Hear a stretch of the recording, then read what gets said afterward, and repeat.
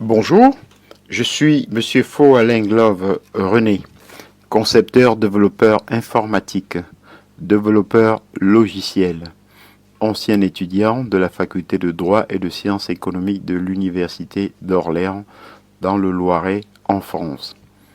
Aujourd'hui, dans le cadre du cours d'économie générale, nous allons voir la fin du travail ou l'hypothèse radicale de Jérémy Rifkin.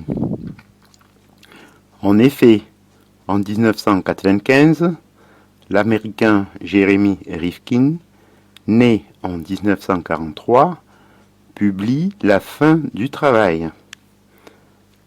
Dans la préface à l'édition française, Michel Rocard, né en 1930, écrit « Lecteur, on n'entre pas dans ce livre impunément. Il est effrayant,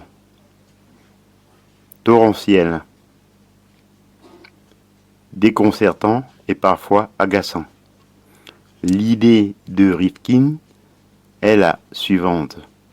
Le développement économique a comme but d'améliorer les capacités productives de l'homme.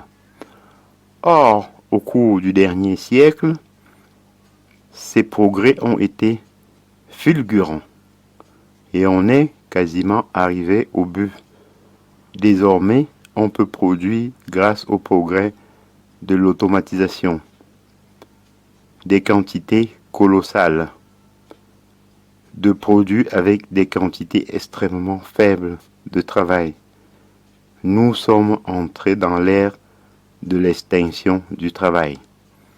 Le phénomène a été longtemps masqué par le mécanisme du déversement. On croyait que tout emploi éliminé par le progrès technique en créait à terme d'autres, plus qualifiés, mieux rémunérés. Le mécanisme du déversement s'est épuisé également et désormais, si des millions d'hommes sont au chômage, c'est tout simplement qu'on n'a plus besoin d'eux pour produire.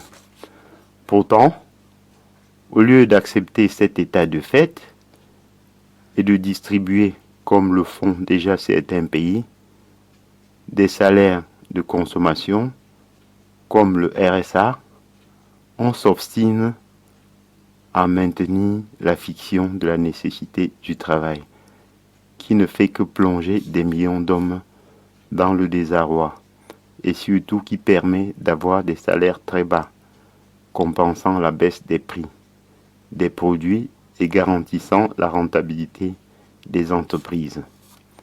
Ainsi, une grande partie de la population est appauvrie par la baisse des salaires et le développement de la précarité, alors qu'une minorité s'enrichit à outrance.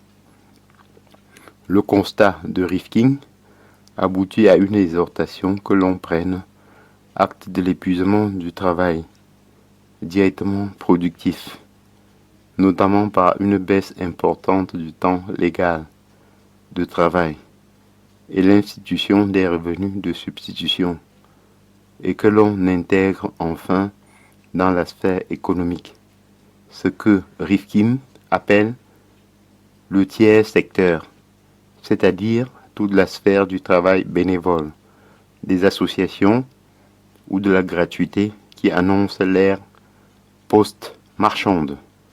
Ainsi, j'en ai donc terminé et je vous en remercie.